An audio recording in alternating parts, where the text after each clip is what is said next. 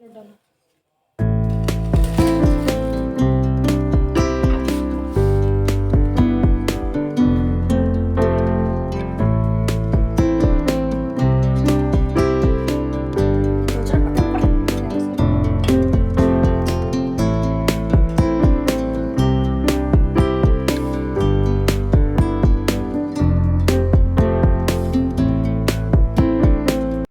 बिस्मिल्लाहिर्रहमानिर्रहीम। अस्सलाम वालेकुम व्यूअर्स, कैसे हैं? मैं हूं जमील अंसारी। आप देख रहे हैं कुकिंग विद जमील अंसारी। आज मैं आपके लिए पकौड़ों के सालन की रेसिपी लेकर आया हूं, जो कि बनाना बहुत ही आसान है और ये टेस्टफुल बनकर कैसे तैयार होगी वो मैं आज आपके साथ शेयर करूंगा। चलते हैं रेसिपी की तरफ। बिस्मिल्लाहिर्रहमानिर्रहीम। हमने एक पाव बेसन लिया है और इसमें हम 2 दरमियाने साइज़ के कटे हुए आलू शामिल करेंगे और एक बड़े साइज़ का कटा हुआ प्याज शामिल करेंगे। 4 से 5 अदद सब्ज़ मिर्चें कटी हुई शामिल करेंगे और 1 से 1.5 टेबलस्पून हम सब्ज़ धनिया कटा हुआ शामिल करेंगे।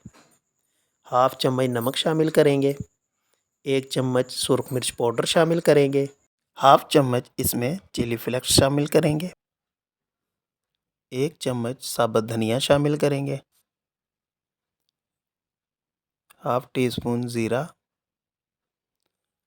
1 टीस्पून गरम मसाला और 1 चुटकी मीठा सोडा शामिल करेंगे और इसे चम्मच की मदद से मिक्स कर लेंगे। और अब हम इसमें थोड़ा थोड़ा पानी शामिल करके इसका बैटर तैयार कर लेंगे। बैटर हमारा बिल्कुल तैयार हो चुका है। घी हमारा गर्म है। अब हम इसमें पकोड़े शामिल कर लेंगे। जी तो व्यूअर्स, आपने बहुत से पकोड़े खाए होंगे और कड़ी पकोड़ा भी खाया होगा, लेकिन आज जो हम बनाने जा रहे हैं, जो भी इसको एक बार खाएगा वो आपसे ये रेसिपी ज़रूर पूछेगा। घी हमारा ना ज़्यादा ठंडा होना चाहिए, ना ज़्यादा गर्म होना चाहिए। यहाँ पर हम मीडियम फ्लेम पर पकोड़े फ्राई करेंगे ताकि पकोड़े हमारे अंदर तक अच्छे से पक जाएं। तमाम पकोड़े हमने इसमें शामिल कर लिए हैं। अब हम इन्हें 3 से 4 मिनट पकाएंगे और इनकी साइड चेंज कर लेंगे। अक्सर हम पकोड़े हाई फ्लेम पर फ्राई करते हैं, जो कि अंदर से कच्चे रह जाते हैं और बाहर से पक जाते हैं और उनका टेस्ट वो नहीं आता जैसे हम बाज़ार से लाते हैं। आप देख सकते हैं हमारे पकोड़ों का कलर बहुत ही प्यारा है। हमारे पकोड़े बनकर बिल्कुल तैयार हैं। अब हम इन्हें प्लेट में निकाल लेंगे। आप मेरी वीडियो को पूरा देखा करें, कोई भी सीन स्किप मत किया करें। अगर आप मेरे चैनल पर नए हैं तो मेरे चैनल को सब्सक्राइब कीजिएगा। और इसी तरह जो बाकी का बैटर रह गया है, अब हम बाकी के पकोड़े भी इसी तरह फ्राई कर लेंगे। पकोड़े हमने सारे शामिल कर लिए हैं। अब हम इनकी साइड चेंज करेंगे 2 से 3 मिनट तक। आप देख सकते हैं एक साइड से पक चुके हैं। अब हम इनकी साइड चेंज कर लेंगे और इन्हें भी 2 से 3 मिनट पकाएंगे। हमारे पकोड़े बिल्कुल तैयार हैं और ये अच्छे से फ्राई हो चुके हैं। और अब हम इन तमाम पकोड़ों को भी प्लेट में निकाल लेंगे। फ्लेम को हमने बंद कर दिया। जी तो व्यूअर्स, हमने तमाम पकोड़े फ्राई कर लिए हैं। अब हम इसकी ग्रेवी तैयार करेंगे। अब हम इसके साथ का एक पैन लेंगे और इसमें 1 कप घी का शामिल कर लेंगे। हमने टमाटर और प्याज, लहसुन, अदरक का पेस्ट बना लिया था, अब वो शामिल कर लेंगे इसमें और इसे अच्छे से फ्राई कर लेंगे। अब हम इसमें बाकी के मसाले शामिल करेंगे। हाफ़ चम्मच हल्दी पाउडर शामिल करेंगे। 1 चम्मच सुरख मिर्च शामिल करेंगे। हाफ़ चम्मच नमक का शामिल करेंगे और हाफ़ चम्मच धनिया पाउडर शामिल करेंगे और इन मसालों को अच्छे से भून लेंगे।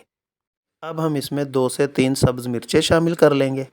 मसाला हमारा बिल्कुल तैयार है। मसाले ने घी छोड़ दिया। अब हम इसमें 1 गिलास पानी का शामिल करेंगे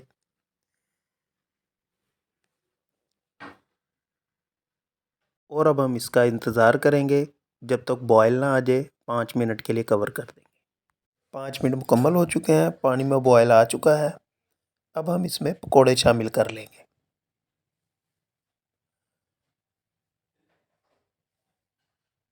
और अब हम इनको दम वाले फ्लेम पर 2 से 3 मिनट तक के लिए कवर कर देंगे। पकोड़ों का सालन हमारा बिल्कुल तैयार है। आप देख सकते हैं कि घी हमारा ऊपर आ चुका है और अब हम इसमें कटा हुआ सब्ज़ धनिया शामिल करेंगे और अब हम इसमें 1 टीस्पून गरम मसाले का शामिल करेंगे। पकोड़ों का सालन हमारा बनकर बिल्कुल तैयार है। अब हम इन्हें डिश आउट करेंगे। बिस्मिल्लाहिर्रहमानिर्रहीम। अल्हम्दुलिल्लाह, हमारा बहुत ही मज़ेदार सा पकोड़ों का सालन बनकर तैयार है। अगर आपको ये मेरी रेसिपी पसंद आई हो तो घर में ज़रूर ट्राई कीजिएगा और मेहमानों के आगे सर्व कीजिएगा और खूब दाद वसूल कीजिएगा। उम्मीद करता हूँ कि आपको मेरी ये पकौड़ों के सालन की रेसिपी पसंद आई होगी। अगर पसंद आई हो तो ज़रूर ट्राई कीजिएगा और मेरे चैनल को लाइक शेयर सब्सक्राइब कीजिएगा और मेरे फेसबुक पेज और इंस्टाग्राम पर फॉलो कीजिएगा। मिलते हैं अगली रेसिपी के साथ। अल्लाह हाफ़िज़।